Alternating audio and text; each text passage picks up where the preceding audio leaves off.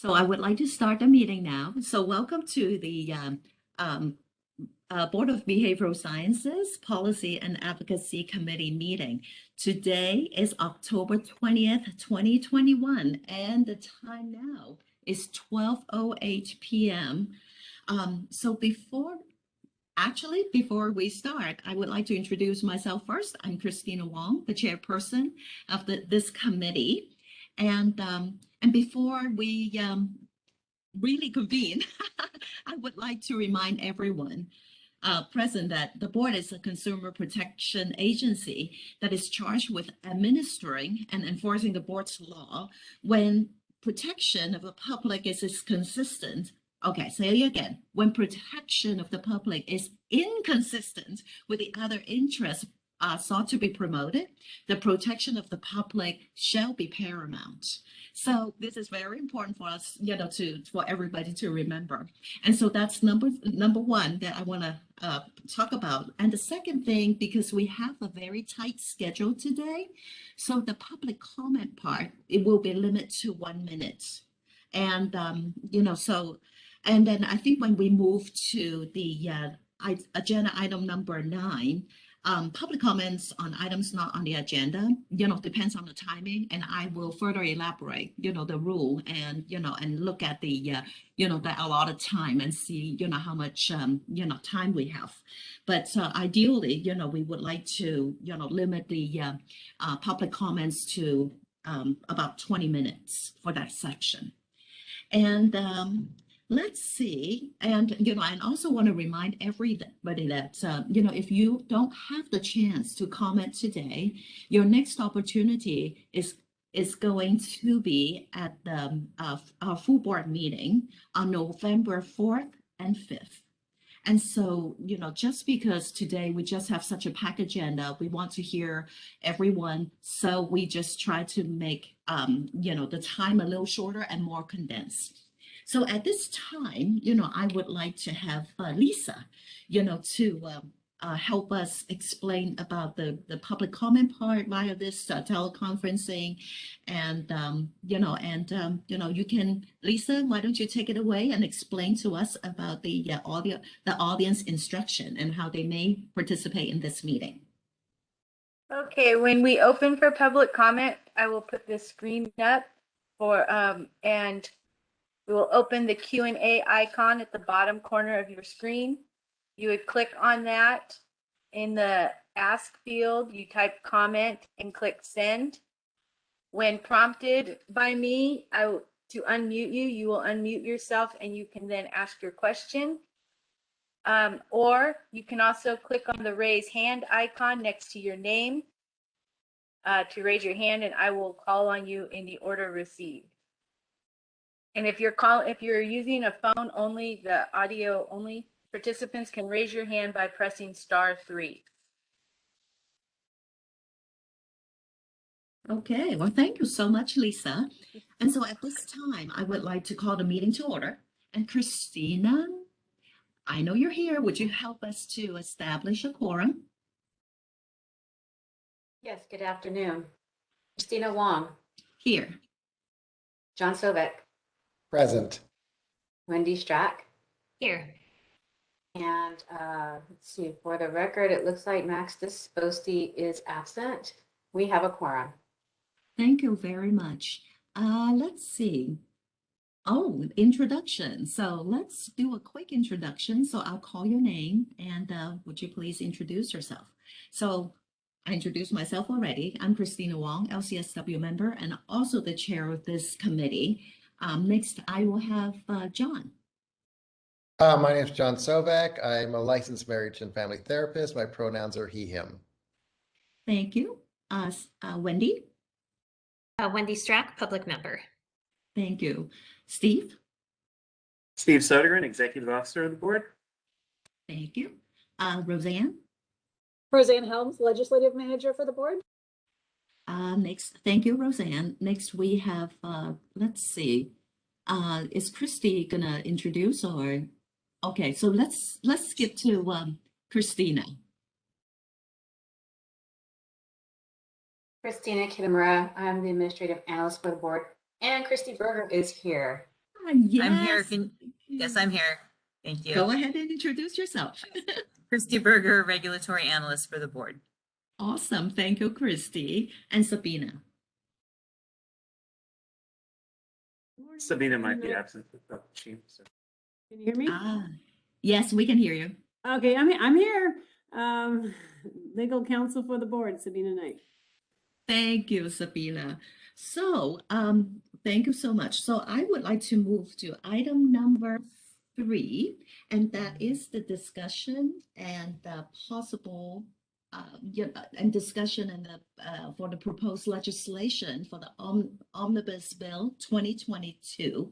And so, Roseanne, would you please, give us an overview? Yes, so every year, staff reviews the board statutes to determine if any technical or non-substantive or non-controversial changes need to be made. We've identified 3 sets of amendments this year. The first 2 that you see in your packet are just technical sort of cleanup or correction of numbering errors or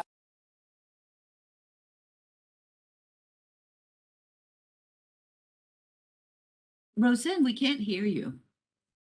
oh, sorry about that. So every year the board reviews the staff reviews the board statutes to determine if technical, minor or non-substantive changes are need to be made. That's cleanup kind of changes. We have 3 sets of amendments we've identified this year. The first 2 are just technical corrections. The third item is an amendment that the board approved to be in the omnibus last year. However, due to sort of the condensed legislative session, it was not able to be included in the bill that it needed to go in. So we're asking for a reapproval for this year. And so the recommendation is in the packet. I will open it up for discussion.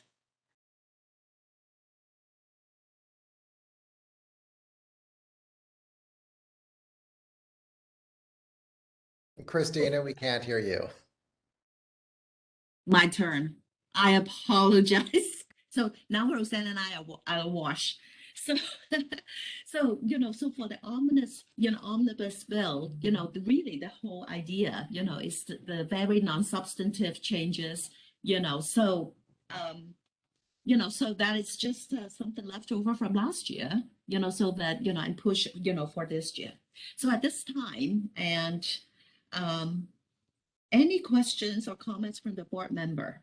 Actually, before I open it up, I want to just remind everybody, to have the discussion, to really stay on the topic. Okay. And so, so I'm going to open up for the board members. Any questions or comments? I see none. Okay. So at this time, I'm going to, make a motion to direct staff to make any discussed changes and any non-substantive changes and bring to the board for discussion as a legislative proposal. So can I have a second? I'll second that. Wendy second, thank you. So now we have a motion on the table. I would like to have our moderator to open the public comments. So again, the time limit is 1 minute. So Lisa, would you please help us out? Open the Q&A panel. Yes, I have opened the Q&A panel at the bottom of the screen. If anybody would like to comment, please comment, and I will ask to unmute you at that time. Or if you want to raise your hand, you can raise your hand.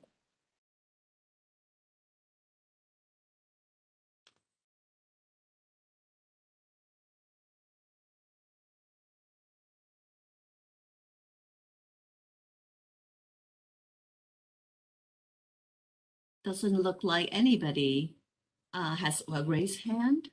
No raised hand and no comments at this time. So I want me to close that at this time. Thank you very, very much. So I think we are ready to make a motion, to move and to vote. Christina?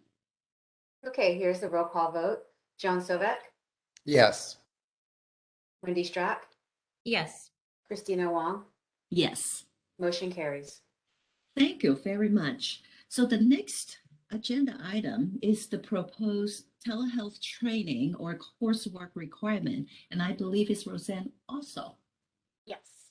So the telehealth committee is proposing to require training or coursework regarding delivery of mental health services to clients via telehealth. to ensure licensees are competent in its delivery. The proposed language would require applicants for licensure to submit proof of completion of 3 hours of training or coursework in the provision of mental health services via telehealth, including law and ethics related to telehealth with their application, or upon licensees upon their first license renewal. And it would specify that the training or coursework is a one-time requirement, much like the suicide assessment and risk coursework that the board recently went into law. A couple of things that I would like the committee's feedback on are 2 questions that are in the recommendation portion of your packet. Should the requirement be training or coursework as currently stated, or just coursework? I asked this because the suicide risk assessment coursework required uses the language coursework or applied experience, where applied experience doesn't really apply here. But like for some of our other requirements, which such as human sexuality or child abuse, it uses the term training or coursework. So I think the term training or coursework is okay, but I just want to make sure that the board members agree with that. And then the second question has to do with LEP's scope of practice, and for their particular law section, the language for the coursework reads the provision of mental health services via telehealth. LEPs have a slightly different scope, so I'm wondering if the language for LEP's requirement should be the coursework be in the provision of services related to educational psychology via telehealth instead. So those are my questions. The proposed motion is in the packet, and we'll open it up for discussion. Thanks, Roseanne. So now, board members, so 2 questions. Let's go by one. So training or coursework? What's your preference? So Roseanne, I think this actually applies to both questions for me. I think the more we keep consistency along all of our requirements, the better it is. So if training or coursework is consistently what's appearing, I would encourage us to move that direction, so that 2 years from now, we don't do an overall bill that says we have to correct this little language thing. So in that sense, what is the consistent? The consistent is coursework, right? I would say training or coursework. Okay. That's most consistent with the other CEs. Okay. And I agree with John. So Wendy, what's your thoughts?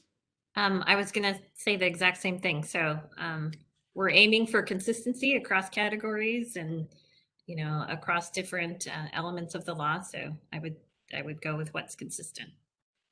Perfect. I think that is a very thoughtful idea. So coursework or training. So Roseanne, you got that answered. Now, the second question is whether it should be mental health services or, using the, the EMERS, the mental health related, educational related mental health services. So, the consistent part would be actually to use, the provision of services relating to, wait, no, not that one. It's, it's to, to use the, I think it's going to be using like what, Roseanne, you want to say something? Provision of mental health services via telehealth would be the consistent one. Yes, that one. So I think that would be, that would be my suggestion. And I would also agree with that, because what I've noticed in my brief time on the board is oftentimes we are correcting for consistency. So anytime we've had a carve out, it seems to bite us in the end. So I think as we're creating something new, the fewer carve outs we have, the more likely is that the reg and policy will actually make sense in the future. Wendy, you agree, huh? Agreed. Awesome. So I think we resolved that 2 questions. And Well, any can I bring up a third yes. question? Absolutely. So in reading through this, and we have talked about this as a full board before, and maybe, we move this through P&A and take it to the full board for a deeper conversation. But once again, we're adding yet another layer of required work for people, which does bring up a financial burden for them and a time burden for them. And for me personally, I'm kind of like, yay, we're in the middle of telehealth. Yes, people should be trained in telehealth, but is a required training actually the step? So is that a conversation for now, or should we take this to full board? Thoughts, questions, curiosities? Right. So, I think, so I think what right now we have the proposal, and this is coming from, the survey results. And so I, maybe Steve, you want to provide some more, background to address like, John's concern about the finances and stuff like that. Well, I know that's it's definitely something we've heard in the committees, and it is a concern for us too. So, I mean, bringing it to the full board, you will get more opinions. So that would be, I think, definitely appropriate. Making the necessary changes what we see here, and then, I mean, with the full board, you do get that more of an opinion, and you can speak that, and it definitely is a concern. I can see that, and one of the concerns that has been raised. So we can notate that too in the meeting packets. So Okay. Yeah, because I think every time we keep adding on more and more required coursework, we're raising the cost of becoming a provider, and becoming a licensee and becoming an associate. And I just would want us to always keep that in mind in these conversations too. Absolutely. So I remember, one of the thoughts that I had was, right, that it's about in the bigger picture, in our strategic planning, there is already, one of the, the goal, is to really reevaluate, these CE requirements. So part of it is that we need to kind of catch, the legislative cycle, to get this, in the practice laws, so when it comes to revision, it's there. And so, I totally understand the concern, and yet, you can't really amend anything when it's not there. And so it makes it like, even with right now we're recommending, so if everything goes well, it's not even going to have that implementation until probably 2023.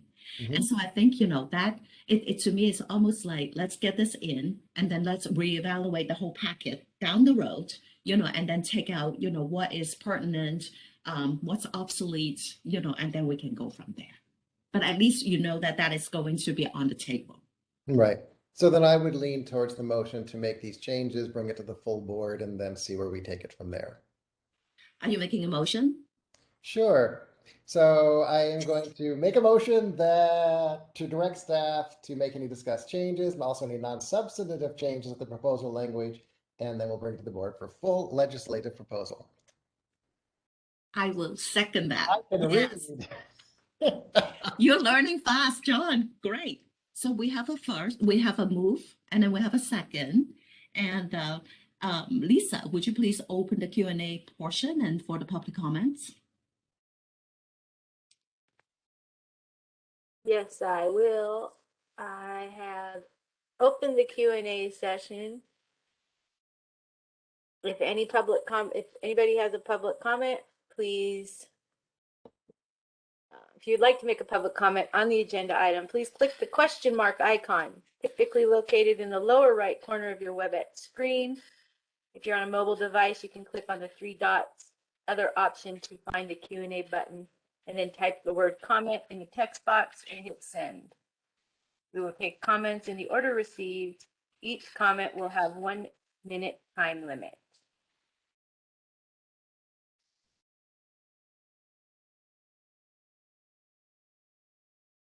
We'll give it a few moments.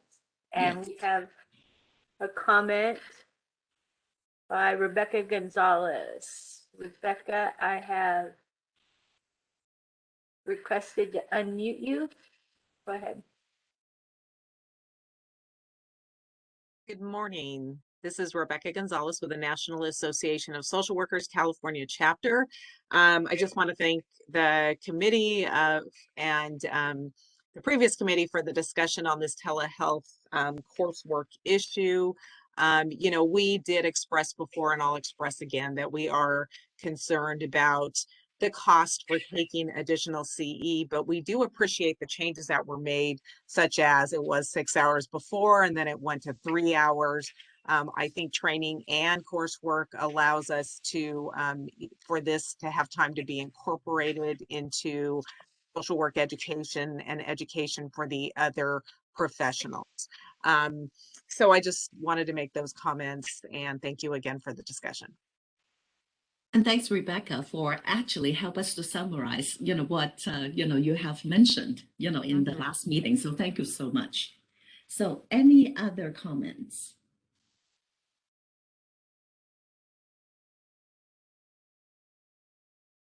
I see no other comments or hands raised. Would you like me to Awesome. close it?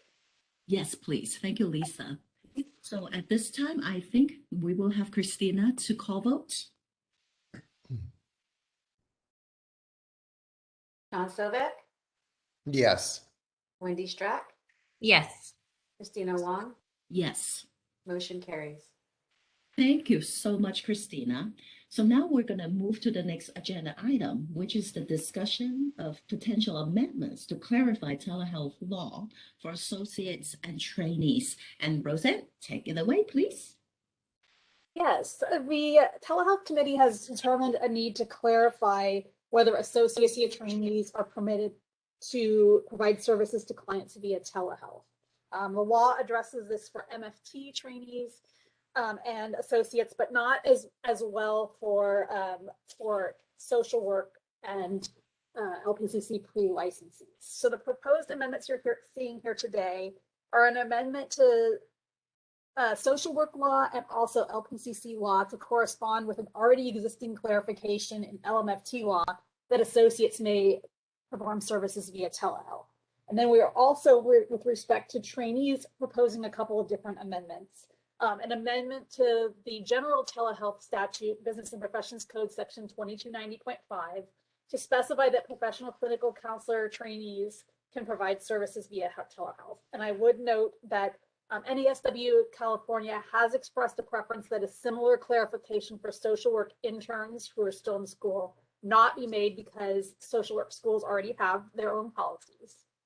And then we're also proposing an amendment to LPCC law to correspond with the already existing clarification that trainees may perform services via telehealth. And then the final thing would be to amend LMFT and LPCC law to state that trainee experience via telehealth is at the discretion of the school and the site, that we want them to consider things such as appropriateness for the trainee. So with that, the proposed amendments are in attachment A, and I will open it up for discussion. Thank you very much, Roseanne. So board members, John or Wendy, any comments, discussion? Is it very clear to you?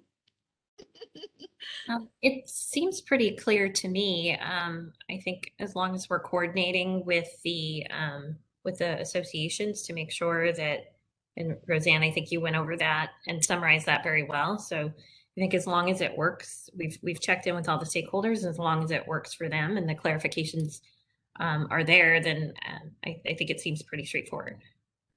Yeah, I'll speak to that. At the last meeting, we did consider several clarifications via telehealth with the associations at the telehealth committee meeting.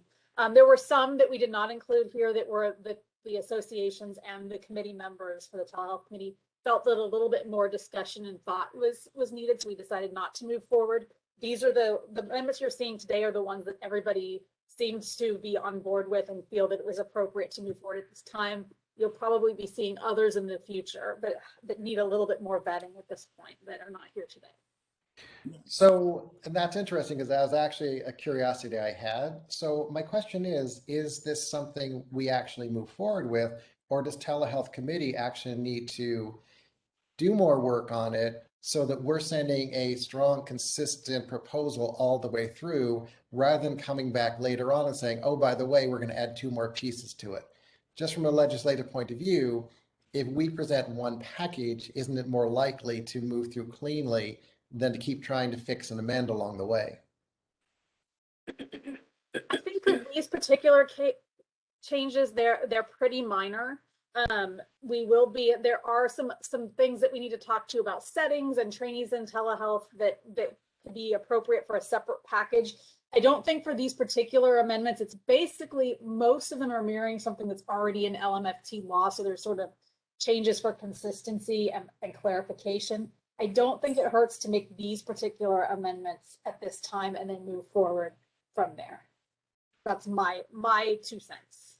Okay, so basically we're bringing LCSW and LPCC in consistency with what exists for LMFT. Even though we do know, especially with LPCC, there's some different things about how their education and training works. So I want to make sure that we're just always aligned with that, that kind of separate line of how things go. Yes. That was really clear, John. You all understood, right? I understood what you're saying, John. Yes, I think in this particular case, we're just making some clarification because the way the law is interpreted, it doesn't come out and specifically say that LPCC trainees and associates can do telehealth, but based on the definition of what a licensee means under Business and Professions Code, they can, but the people that ask the questions can't see that and they're not lawyers, so this is clarifying. And then the last piece is just kind of adding that telehealth is at the discretion of the school, because schools a lot of times have questions about that. So we wanted to explicitly let them know that telehealth is at their discretion. It's not something that they're required to do or that they can't do. If all of these are pretty minor, just kind of clarifying things based on a lot of questions and confusion that's out there. So I think this is based on a lot of questions we got during COVID, because settings were used differently during COVID.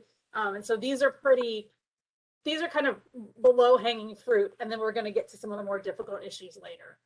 And then just from anyone who's sitting on telehealth committee, how quick is the follow-up going to be about settings and pieces like that, and platforms that can be used? Because that's actually, for me, a bigger piece of the puzzle due to confidentiality rules and stuff like that. So how fast is that follow-up being worked on? So I can say that, that last telehealth committee meeting, that's, we have very thorough discussion about that. And this is only like a little tip of what we discussed and, things that we can move forward. So for this year, I think what we are considering, the urgency right now is about like the legislative timeline. And so, so this is probably the easiest to clarify, and then like the other concerns that you have, I think, we can certainly, we don't have any telehealth committee scheduled for this year, as this is already October. And so I think, how soon it is, I think it's as soon as, next, cycle of the meeting, next, the scheduled 2022 meetings. And, Roseanne will have a very long discussion coming from last time, because we thought we're clear, and yet there's a lot more to come. And so, yes, so these are actually at least to the very basic that, we can help the associates, and the trainees to clarify that whole question. Can they perform telehealth or not? And then especially for trainee. And so, so this is, I think, this is a good, urgent, a very timely discussion and a very timely piece of legislative changes that can push forward. Yes, Okay. there's a lot more to talk about. So I guess my challenge is I am feeling a definite, I'm not necessarily in favor of this, because if we're saying, hey, schools, this is what you can do and it's up to your discretion, but they don't know that there are limitations. You can't use Zoom in certain ways. You have to use, medically approved platforms and stuff like that. If those pieces of the puzzle aren't in place and we're leaving to school discretion, are we setting up both consumers and trainees, associates, and licensees for some troubles and challenges that may show up later in their experience? I think, the confidentiality, or, the devices, how do people conduct telehealth? It's really not within the purview, of this particular, it's not prescriptive. Basically, right now, I think for this particular law, is to clarify that you are allowed. And there is the mechanism in place. Yes. And then here's the, I think the association can help me out too.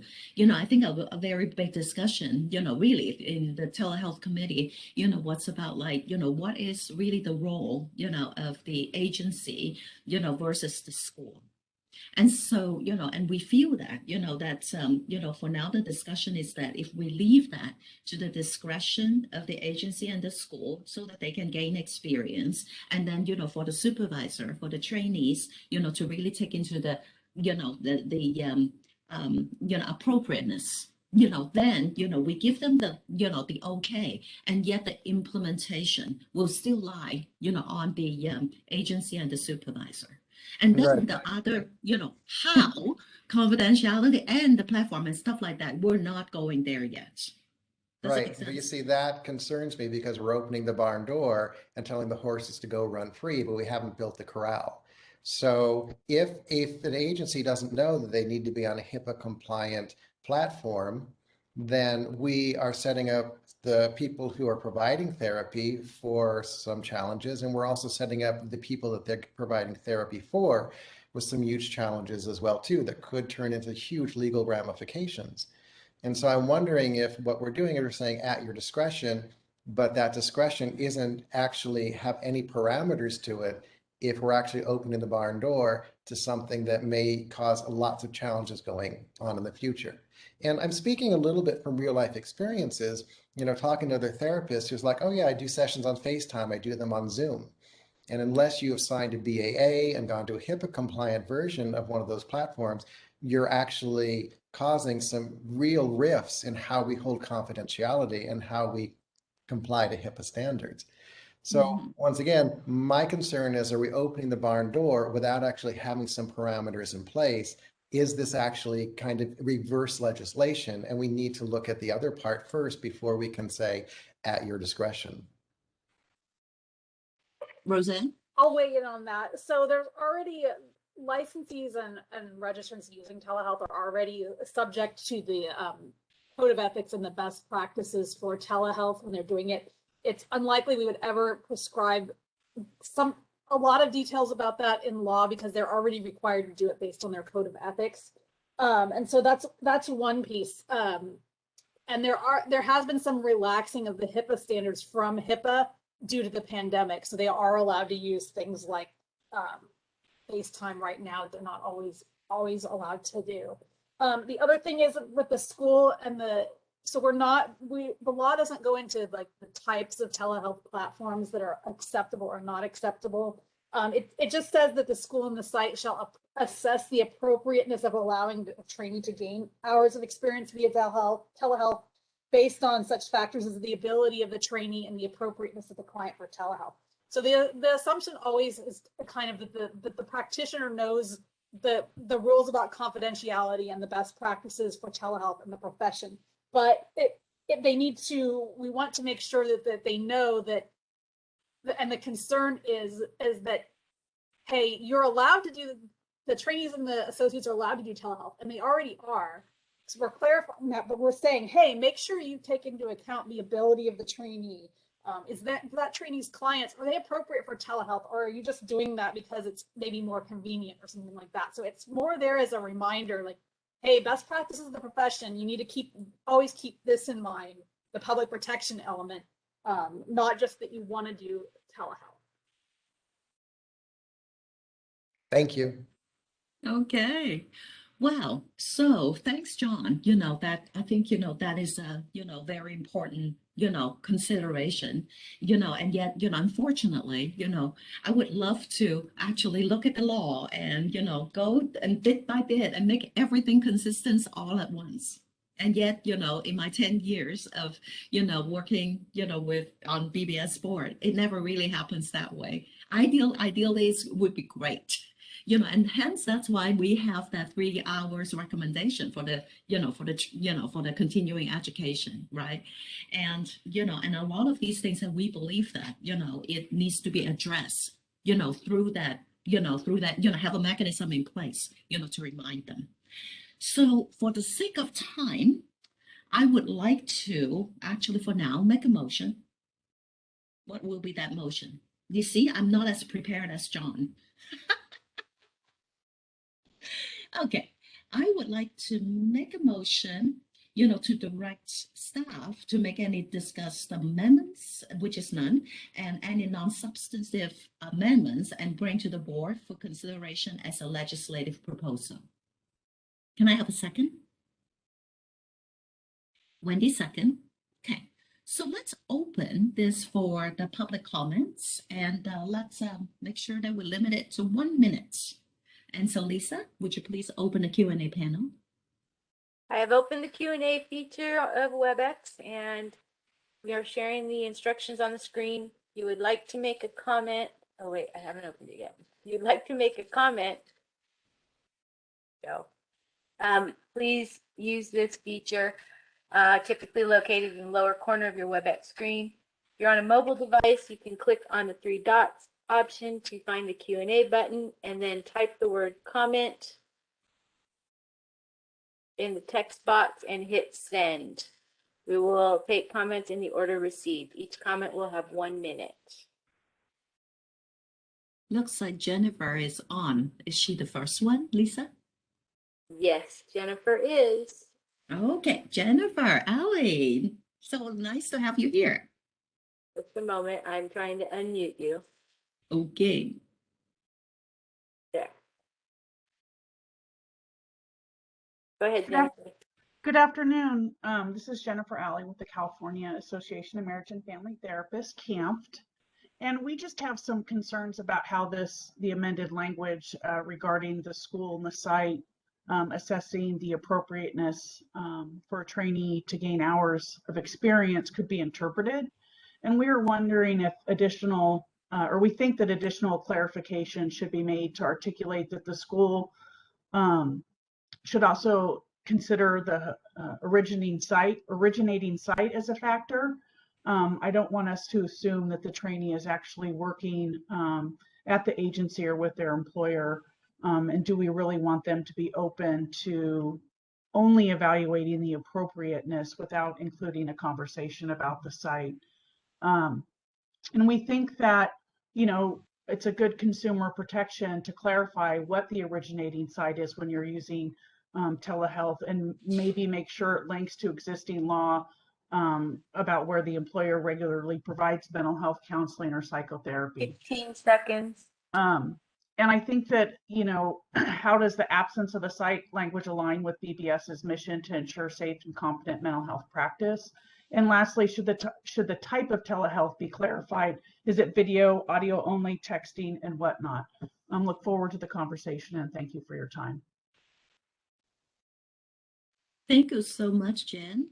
So any other? Yes, Rebecca Gonzalez. Okay. Hi, Rebecca. Hi, Rebecca Gonzalez, National Association of Social Workers, California chapters. I just wanted to reinforce what Roseanne put in the meeting materials about that our wishes for how social work interns are handled. Those are appropriately reflected, and we also agree that there needs to be clarification in that first part about healthcare providers. Thank you. Okay, very good. Any other comments?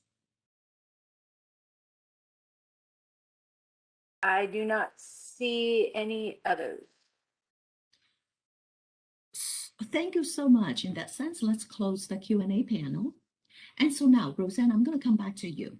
Now, because the clarification, do you consider that as non-substantive? No, the clarification that CAMP is seeking would be a little bit more substantive. And so we would probably need a little more time to hammer that one out. Right. Okay. And so, so in that sense, now how would you like to proceed? Because I agree with, to a certain extent, I agree with Jen. It would be good to put a little bit more, substance into, the clarification of the, healthcare setting. Right. And yet, also we have in our telehealth law, that's already, how, that definition of the original site, and how telehealth are being practiced. I would recommend at this point cutting the amendments to 4980.42 and 499.36 regarding trainees and continuing the discussion along with the other discussion related to trainees in the telehealth committee. Okay, so that is a motion. Yeah, so it would be the motion, but it would be to cut 4980.42 and 499.36 from the amendments. Okay, so, so which means that, okay, Wendy? Is this something that might be able to be resolved between this meeting and the board meeting?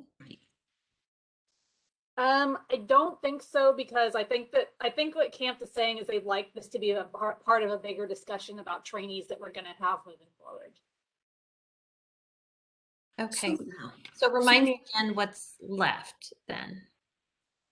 What so the sections that are left is the clarification into 2290.5 and 4999.46. So basically 2290.5, which is general telehealth, and then also LCSW and LPCC law that associate social workers can perform telehealth, and that also LPCC in trainees and associates can do telehealth. So just a really very simple law change to match LMFT law that those particular identified groups can do telehealth. Okay. So we basically just have a very simple clarification, that trainee can perform. That's it.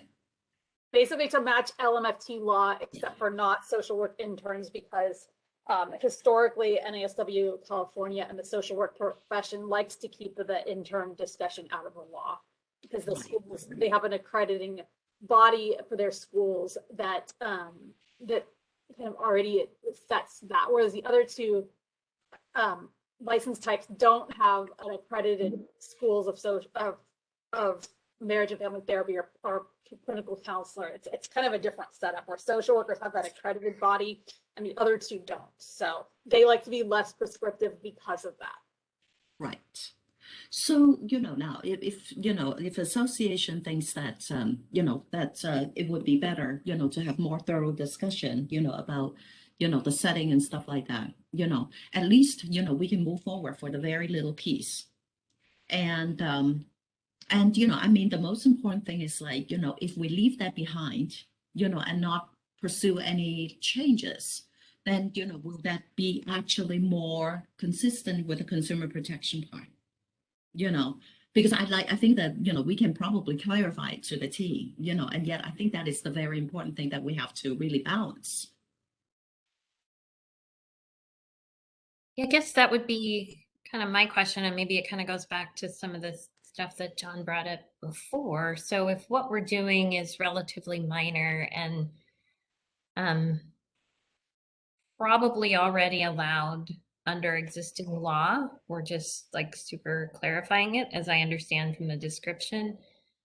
I guess I would defer to Roseanne on whether or not this is something that we need to move forward with quickly, or whether this is something that could be wrapped up in a larger effort, or whether this is important enough to pull out, move forward with while the other issues are being resolved. I mean, I guess what we're left with at this point is probably already allowed and is a minor clarification. So, I mean, is this something that would be better off even in the omnibus bill, and just kind of taking care of a cleanup that way rather than proceeding separately? We might try to put it in the omnibus bill, or I might put it in a more general telehealth bill that we would move forward. But yeah, I think at this time it would be prudent just to proceed with the more minor amendment, even though the other one really is just clarifying. I think that it's something that it's already implied, so it can probably wait until the next round of changes comes. So we can actually, in that sense, even wait more for the clarification. So, okay, so just for the sake of, clarification, clarifying my clarification. So, so Roseanne, would you please just say the, motion again, and we can do it again. Yes, so the motion would be to direct staff to strike the amendments to section 4980.42 and 4999.36 and make any non-substantive amendments and bring to the board for consideration as a legislative proposal. Right. Okay. So the trainee will basically, hanging in here and it still become unclear. So we spent a good amount of time talking about the trainee and wanting to have the clarification. And so I just want to, in that sense, that is fine, so we can, so I will make a motion. I will retract the last motion. And then I will make a new motion, for according to what Roseanne suggested. And I will need a second. I'll second. And Wendy second. And so let's see, do I need to reopen it for consideration? I think I need to, huh? Okay, so Lisa, would you please open the Q&A panel, to discuss for the feedback from, from this? Yes, so I have reopened the Q&A panel. If you would like to make a public comment on the item, please click the question mark icon located in the lower right corner of your WebEx screen. If you're on a mobile device, you can click the three dots, other option on the to find the Q&A button and then type the word comment in the text box. We will take comments in the order received. And Jennifer Alley has her hand raised. I have requested to unmute you, Jennifer. Thanks, Lisa. You're welcome. Jen, go ahead. Good afternoon. This is Jennifer Alley with Camp. I appreciate the committee's thoughtful discussion on the needed for the extra clarification on what exactly the school and the site will be assessing with the trainees when they move forward with telehealth. Just want to kind of get the originating site more formally defined in statute specific to MFTs. And so we appreciate the conversation and the willingness to pause before moving forward with the amended motion. Thank you. Thank you very much, Jen. We do listen to the stakeholders. Thank you. Any other comments? That's it. Not see any others at this time. You want me to close the Q&A? Yes, please. Thank you. All right. So it's time to vote. Christina, would you please? Yes. John Sovek, No. Wendy Strack, Yes. Christina Wong, Yes. motion carries. Thank you very much. So, and the next agenda item, let me close my material. The next agenda item is the discussion of allowance of supervision via teleconferencing. So before I open up the discussion and let Roseanne, read the material, there are a few points that I want to reiterate. The first thing, like at the very beginning of my introduction, the board's role is about consumer protection. And so I think we need to, when we proceed to discuss this video conferencing item, please keep this in mind. And the second thing is about at the telehealth committee, we already, we heard a lot of the, concerns regarding the extension and, extension of the current waiver and talk about the allowance, for supervision via teleconferencing in all settings. And so we heard that, we totally understand, the concerns, and, I just want to make it very clear that, the extension really is not within the board's, the board's authority, whether these waivers are extended or not. They are, the authority is rest on the governor's office or the DCA office. And so, so our requirement really is to follow, what the governor's office and the DCA office and, what they issue. And so, so today's discussion really is about, the potential changes in the future. And so, so I would like to make sure that, the comments are relating to those areas, and so we have limited time and I would like to, just make it very precise and concise, and so that we can move forward and move forward, and either we make a recommendation for the full board, for the full board meeting, to further discussion or not.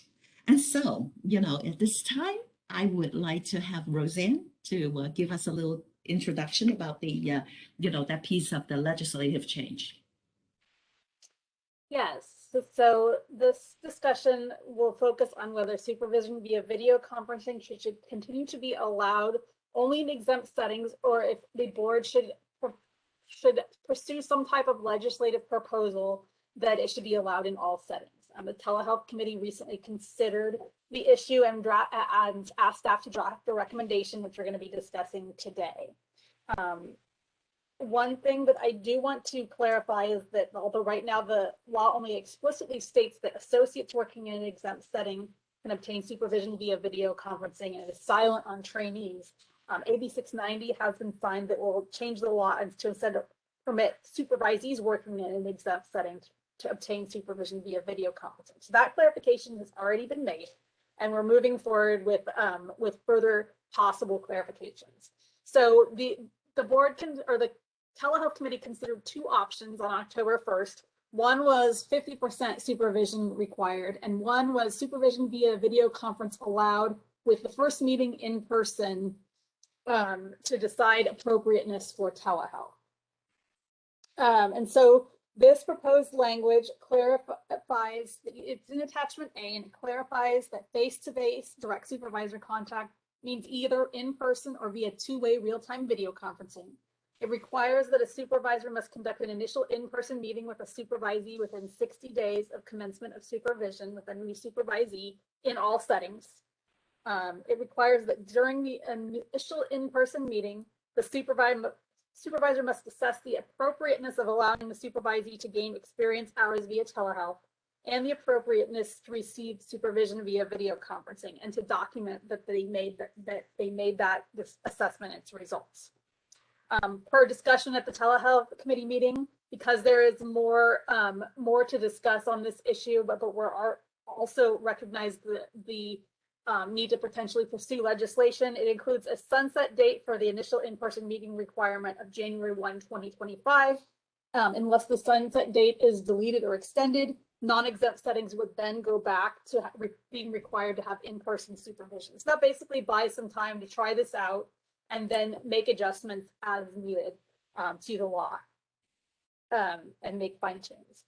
So we do recognize, and the committee discussed at the last meeting, that there are implications for out-of-state practice with the supervision via telehealth piece that still need a little bit more lengthy discussion. Questions such as, where should the supervisee be located when telehealth therapy is taking place? Should the associate temporarily or permanently be allowed to be located in another state, or should they be able to practice with clients only located in California? What about if the supervisee or trainee is in another country? So those kind of questions still need to be considered, and the committee acknowledges this. But for today, the discussion is for the language in attachment shown in attachment A. And so I will leave it at that. Wendy, go ahead.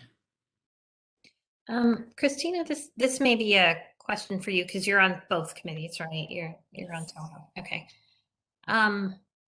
With the questions that Roseanne just raised, I guess it kind of raises some concern for me about whether this is ready to move forward or whether these issues should be resolved. And so I guess I kind of would like to hear from you on your discussion at the committee about kind of why this is moving forward without some resolution on these issues. This is actually, pretty tricky because, we really have to kind of step back, to understand, the background. And so, so right now, because of the pandemic, because of the executive order, because of the waiver, we're allowed, that all, everybody is allowed to practice telehealth. And previously, it's only limited to the exempt setting, right? Am I accurate? Yep. And so, now, so the waiver is ending very soon, in a few days. And so, so we recognize it now. That's why, at the very, introduction that, what we're encountering right now is about the time issue. So, if nothing changed, put it this way, so as of November 1st, then everything will be flopped back to normal, which means that exam setting will still be allowed to practice telehealth. Non-exam setting, no. Private practice, no.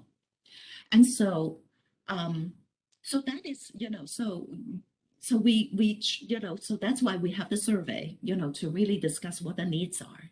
And so the consensus is that, the video conferencing is expressed that is effective, it's helpful, no consumer complaint. And so that's why we move forward, again, to catch the timeline. Because even now, the most important thing that, even though now we introduced that this piece of legislation, recommendation, the soonest that we can actually get it implemented is still going to be 2023. And so this is also the reason why there is the clause of the sunset, so that it allows, more time, simultaneously, to continue to refine it. But at least we open the door, so that's the practice of video conferencing or video television, but the video or the telesupervision, there you go, can still be maintained. At least we can have the authority to allow that. And so that really is about it. We ran a very tight timeline, in terms of the discussion, and we discussed it very thoroughly, in many telehealth committees already. And so I think this is the best, situation that, that we are at right now. So in order to allow, the exam setting, the non-exam setting supervisor to continue the telesupervision. Am I clear? Go ahead, Wendy. Ask question. I think John has questions too, and so I don't want to, spend too long on that. I guess, and I'm sorry if I missed this in the presentation, but is DCA not willing to extend the current waiver while these issues are resolved? I guess the question for me is whether we should be putting stuff in statute that we may have to change later if there's a process that we can extend the waiver in the meantime. But I apologize if I missed that in the presentation. Go ahead, Steve. Yeah, currently as it stands right now, they are under evaluation, all our waivers. It's kind of the general response. So at this time, we're expecting it to end. I don't know, there's a couple days left. Things might change, but we're considering that it will end. Putting stuff in the pipeline, I mean, even if they did extend the waivers, we would still need to be working on legislation to move this forward. And one of some of the key points for, the concerns have been is that it has expanded the ability to, bring on more associates to actually increase, it actually increases the access to supervision while also increases the access for the consumer, especially right now when we're having a mental health crisis. There apparently is a lack of availability for mental health professionals. So there's two things. So it kind of helps out with that. And then additionally, it kind of opens up the term, the pipeline for associates to actually get their licensure. So if this goes away, it's going to affect some people in being able to find supervision, and it will delay them the ability to get their license maybe faster. Other issues have been raised concerning this about still within the, since there are immunocompromised people, getting back into the face-to-face might not be good. So that's what, I think that's why we heard the concerns of, we don't want to use waivers per se to regulate. I mean, we have to have statutes. Unfortunately, the fastest we can get this done is probably, 2023, maybe 2022. I don't know. So that's just a little more background. Yes, and Roseanne? Yeah, and I'll just piggyback on what Steve said in terms of the ability to issue law waivers. It's my understanding that the director of consumer affairs only has the ability to issue law waivers as long as the state of emergency is going. So if it's highly unlikely that the state of emergency would continue going throughout the whole upcoming legislative process, and so there's no other way other than a law change. So that's why you see us going forward with this piece right now. Is it ideal? No, but we have to either enforce the law or the board is either required to enforce the law as it is, or if it thinks that there is a law change, then the board can move forward with a legislative proposal. And so to sort of catch the time, so the new legislative cycle starts January 1st. So that's when bills will start being introduced and moving forward. If it moves much past March, it's unlikely we would be able to get a bill, because we would basically have to do some sort of a gut and amend thing, and it's just to catch the legislative cycle kind of using the normal process. We need to have, typically all of our legislation that runs for the coming year has to be approved by November. There's a possibility that it could be pushed to the February board meeting, but much beyond that, no, and it's unlikely that all of the issues would be able to be ironed out by then. So that's why you kind of are seeing us move in this sort of two-part manner rather than a one-part manner. Okay, I'll let John ask some questions. I might have some more, but I don't want to keep going. Well, and I actually want to kind of point out this idea too, that some of the out-of-state stuff is actually already exists in policy, at least for licensed people. It may not always be going over to trainees and associates. So I think we need to realize that there are pieces of the puzzle that are in place for how we can and can't use telehealth, within state lines. And maybe those are guidelines that we use going forward as we clean this bill up. I think because of access issues, this is something we need to get on right away. Because if we don't get it in the next legislative cycle, we'll be waiting another 2 years for people who need access to these types of supervision to pursue their licenses. If we look at the strategic plan report, there were so many people that were putting in this thing about access to supervision, access to supervision. It showed up over and over and over again. And so I think this is us being proactive in trying to get movement on that. And that, yes, it may not be perfect, it may not be clean. Also realizing there are other, things that are already in place about how we can provide telehealth that might cover while we're trying to clean things up in the future. But I very strongly support us moving forward on this to at least get the ball rolling. Okay. And Wendy? I guess my point, I don't disagree that this is something that needs to move forward, but absent another waiver extension, we have an access problem that starts as soon as this waiver expires. So moving forward with this or not, we are likely to, without a waiver extension, we will have a year plus gap in this Yes. access issue. So I think I don't disagree. This is something we do need to move forward with. But we have also a more immediate concern that needs to be dealt with to kind of maintain this in the meantime. And then I guess my second point is, if this is introduced in the beginning in January, is it in the telehealth committee's timeline to work through some of these issues that they could be incorporated as amendments as the bill moves along? Roseanne? It's possible, although unlikely, because of the legislative process takes time. And so the telehealth committee would have to, once the telehealth committee meets, it took us several telehealth committee meetings to get to this point. So we have some pretty big issues to tackle with the telehealth committee needs to vet through, and then it's got to go to policy and advocacy and the full board. So it's possible that you could see amendments come in if they were ready by March, April, maybe even May. But it's unlikely we would be able to finish the whole process and have it, go through the board meeting and be approved by then.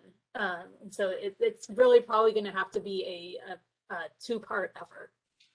Yes. And I wonder too if that might also be something that you working closely with whoever chooses to pick up the sponsorship of this bill to, for us to own that it's not necessarily exactly where it needed to be, but action needs to be taken. Mhm. Definitely. And we are planning on even requesting, there's a possibility of doing urgency legislation to make it go into place a little bit faster, but that's up to the author. We would have to find an author that would be willing to do that. And it might be, this is a hot issue, so they might be willing to do that, but we can't guarantee it. And that might buy a couple months. So urgency legislation is effective upon signing by the governor. So instead of having a January 1st date, it could have it's still got to go through all the committees. So if everything were to go right, possibly maybe July, August. But that's all question marks, and it's we're at the mercy of whether or not we can find a legislative author that wants to do that. But we would see that as a collaborative effort with that person, and would hopefully work with them moving forward for the second piece of the bill too. So for the sake of time, in a summary, said, yes, this bill is not perfect. And yet, because of the access issue and because of, we know that, it's important to continue this practice and to really help not just the supervisors, but also, for the supervisees, to be able to, maintain their jobs. And so honestly, to me, it's like, this is the best and the fastest we could do. We've already been, pretty proactive. And so, so I would like to make a recommendation. I would actually like to make a motion to direct staff to make any discuss changes, which is not yet, and any non-substantive changes, and to bring to the board for consideration as a legislative proposal. So can I have a second? John. I have a second, but I have a question about how we're doing this. Roseanne, do we also need to, in that language of the, what we're doing, should it say that we're looking to endorse the proposed amendments related to associate trainees in telehealth? Do we need to mention that in the motion? You mean are you talking about, John, the previous amendments that we already discussed? No, earlier? what we're doing right now, because we've got this thing of, we have this set of amendments that the telehealth committee has recommended. Right. Do we need to point that out specifically? Because there's also the questions about the out-of-state stuff sitting in this discussion, and I want to make sure we're not in any way dropping that into this recommendation. No, we're not. We don't need to say anything about that. The recommendation is purely what the language is in attachment A. Okay, the perfect. Telehealth committee, we already have plans to move forward with that. So maybe include in the motion in attachment A, so we have a reference to what we're actually referring to. Roseanne and Steve will continue, bring all this question back, and we have a very. Christine, what I'm asking is in the actual motion, can we say the recommendations in amendment A? So we're really specific in what we're doing right now. Does that make sense to you? Aren't those the only proposed, is that the only proposed language that was actually brought forward? Attachment A is the it's the proposed language in attachment A. So I don't think we have any discussed change. That's why it's like, I'm not sure, Perfect, that I second the emotion as motioned. As motioned. Okay, all right. So let's open up for the, for the public comments. And again, 1 minute, and we would like to cap it probably not more than 14 minutes because we need to, Steve? We have to, I think meeting has to be over at 1:30, so we would only about 10 minutes if we can, because we do need a vote on this. 10 minutes. So let's open the Q&A panel. Okay, I have Thanks, opened Lisa. the Q&A feature of WebEx and we are sharing instructions on the screen. If you would like to make a public comment on this agenda item, please click on the question mark icon typically located in the lower right corner of your WebEx screen. If you're on a mobile device, you can click on the three dot other options to find the Q&A button and then type the word comment into the text box and hit send. We will take comments in the order received. Each comment will have a 1-minute time limit. And I have Rebecca Gonzalez. Let's see. Rebecca, go ahead. I have sent a request to unmute you. Great. Rebecca Gonzalez, National Association of Social Workers, California chapter. This item is very important to our association, and I wanted to let everyone know that we have had conversations with the leadership at the Department of Consumer Affairs, along with the other professional associations, CAMP and CalPIC, about the waiver. So we're trying to take care of that piece, hopefully get it extended. But we also think this legislation is very necessary post-pandemic. I think a few of these people were, or a few of these communities were mentioned, but we do believe that people with disabilities who struggle with traveling would really benefit from this change, as well as those are economically disadvantaged and benefit from the minimization of travel costs. And those who live in rural or sparsely resource communities and perhaps would not have access to clinical supervisors. It helps in all of those situations post-pandemic. And we 15 minutes, sorry. and we were happy with the way that the language was crafted. Thank you. Thanks, Rebecca. And Jennifer Alley, I have requested to unmute you. Good afternoon again, Jennifer Alley with CAMP. I'd like to echo the comments made by my colleague organization, by Ms. Gonzalez. And, you know, we're really concerned about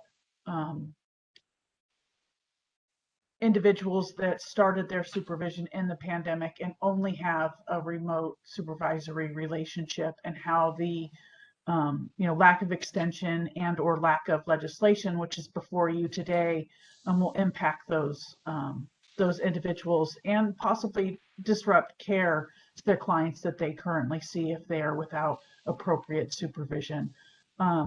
We support the board moving forward with legislation. We also support possibly an urgency bill with this only in it, moving forward to decrease the negative impact of losing the waiver.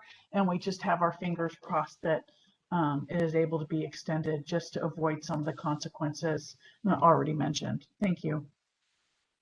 Thank you so much, Jen. So, Lisa, anybody else? No other hands or comments. Would you like me to close the panel? Yes, please. Thank you very much. So, again, I just want to reiterate the fact that, this is really an important and, proactive-ish, legislation. And we did listen to, do a very thorough study and listen to very carefully with the stakeholders, collaborated with, with the stakeholders also, to make sure that their opinion is incorporated. So I'm very glad that's, that we have their support. So. I'm sorry, Christina, Yes. I apologize. There was one more, Del Royer. Oh, okay. Comment. I apologize. Okay. Let's have Roy. I have requested you unmute. Go ahead, Roy. Go. Sorry. I just got a voice in my head saying you're being recorded. Can you hear me okay? Yes. Okay, my name is Del Royer. I'm an LCSW in California. I work for a company called Lion Rock Recovery Services, which is an online platform. We currently have master's level clinicians with licensed staff, and we've also kind of as part of succession planning have kind of included associates as part of our staffing. And we do have those associates that are collecting hours through our video conferencing and now have clients, current client caseloads and co-facilitating groups. And I guess the waiver sunset was really a wake-up call for us. And so we had to kind of get on board and start hearing what was going on. So we do support everything that CAMP and the NASW California chapter has stated, but also just from a private sector, we find that it has increased access. Of course, the pandemic has increased our census. It's doubled our census since it occurred. 15. And so the need for more qualified clinicians, has been apparent. And so we wanted to continue on with that telesupervision. So we really do support the urgent legislation, and we'd love to see the waiver extended. Thank you so much, Mr. Royer. That's, glad that we didn't really miss you. Thank you. All right. So, so I guess that's, we come to the time to vote. Christina? John Stovek, Yes. Wendy Struck, Yes. Christina Wong, Yes. motion carries. Thank you very much. As a reminder, if any of, the public wants to make comments, again, the next opportunities for this particular bill, will be presented in the full board meeting. And so, yeah, more to come, if there's any other comments. So the next piece is the legislative updates. So Roseanne, well, actually, put in this way, I think it has been, really included in the packet. So, it's only a report. So I think I'm gonna just skip that. So I'm just go straight into any questions, from the board member. Nope, seeing none. Lisa, let's open the Q&A panel, for this particular piece. Okay, I have opened the Q&A feature of WebEx, and we are sharing instructions on the screen. If you would like to make a public comment on this agenda item, please click on the question mark icon located in the lower right corner of your WebEx screen. If you're on a mobile device, you can click on the 3-dot other options to find the Q&A button, and then type the word comment into the text box and hit send. We will take comments in the order received, and each comment will have a 1-minute time limit. Give a few moments. Okay. I do not see any hands raised or any questions. Perfect. Thank you very much. And we can close the, the panel, the Q&A panel. So we will move to item number 9, and that's the public comment for items not on the agenda. So actually, we can have the Q&A panel reopen or remain open. Lisa, please. Okay, I have opened it up again. Same instructions. You will have 1 minute if you'd like to make a comment. They will be taken in the order received.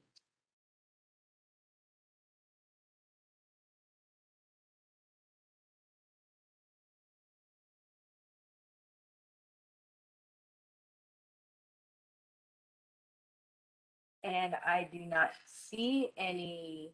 Oh, yes, I do. Emily Ramba. One moment.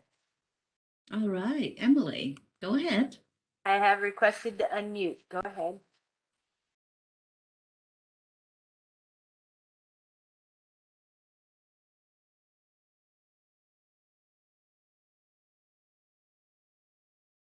Emily, go ahead. Great, thank you. My name is Emily Remba. I'm an LCSW. I'm the owner of a group therapy practice in San Diego, and I'm the parent of a child who is too young to receive the COVID vaccine in the near future. I know this is not the place to talk about the waiver right now, but I would really just like to have my voice heard because I've just been really ill about this. I have submitted this to the DCA, but I, again, want to express this here. I'm just very concerned about the decision to discontinue the waiver. I sat in on several of these meetings, but I haven't participated before. While the pandemic conditions have improved, the danger of serious illness or death has not passed, particularly for those who are too young to receive the vaccine. I'm someone who has lived extremely cautiously for the past 19 months as my child was born prematurely and placed on oxygen at birth. She's healthy now, but I'm concerned about what a COVID infection could do for her. It feels unsafe to require in-person contact when many supervisors and supervisees, including staff members of my practice, have young children at home and can't afford to be exposed by breakthrough infections. I believe it is premature to require my staff to return to the office to participate in in-person supervision while an option exists that is shown to be effective and safe for over a year and a half and is allowed in other comparable settings. It's also likely we're going to see a spike in COVID around the Oh, holidays. 15 seconds. Sorry. And a decline in the mental health of those who feel forced back into the office, who fear for their physical safety. I believe it is our ethical duty to continue to protect the physical and mental health of supervisors and supervisees who in turn are ethically bound to behave in a manner that protects California consumers. So a lot of young, immunocompromised, vulnerable, and marginalized people are depending on. Thank you very much. Next, we have Laura Crum. Just a moment. I have requested you to unmute. You can go ahead. You have 1 minute, Laura.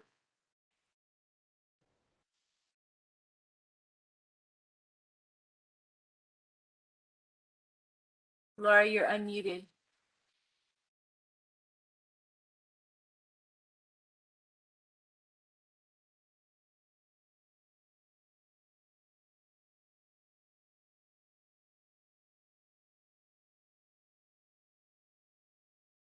We can come back to Laura, I guess. I have Jennifer Alley. Oh, unmute you, Jennifer. Thank you.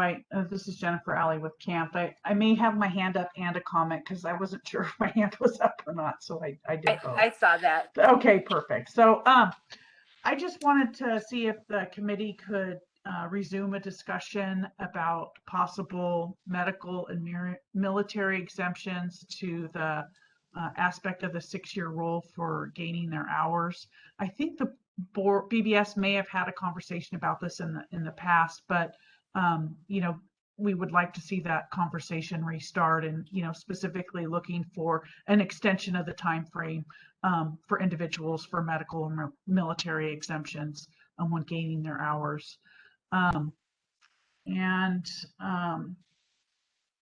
We would also like to have a conversation and discussion, maybe in the licensing committee, possibly in policy and advocacy, about professional corporations hiring coaches to provide services. 15 seconds. We're not 100% sure what's in place to ensure that those corporations don't have coaches providing therapy, and what consumer protections are in place, or frankly, what oversight BBS does have over professional corporations. So thank you. Thank you. Thank you, Jen. Laura Crum, I'm going to unmute you once again. And you have 1 minute. Can you hear me now? Yes. Oh, great. My name is Laura Crum, and I just wanted a point of clarification. I've been getting confusing information about this video supervision, and I have 15 associates working for us. We're a professional corporation. So my understanding, my last email I got from the board is that it's allowed for us to continue doing video supervision because we're a professional corporation. Is that correct? We can't really comment on this. I can get in touch with you. I have to figure out how to, maybe I'll put my email address in the comment line, and then we can get That would be lovely. Thank you. Thank you. Yeah, thank you very much, Laura. So any other comments? No other comments, and I do not see any other hands raised. Great. So we will close. Well, actually, let's keep it open. And the next item is the suggestion for future agenda items. So I would like to actually make a recommendation to discuss the professional cooperation and the practice of hiring coaches, you know, and the implication to, about the, and its implication to the mental health practice. And then also, I think,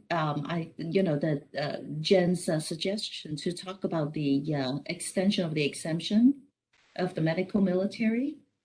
So I think that would be also worthwhile to, to explore.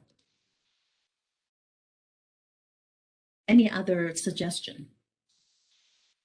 Okay, seeing none for board members. So public, any public comments?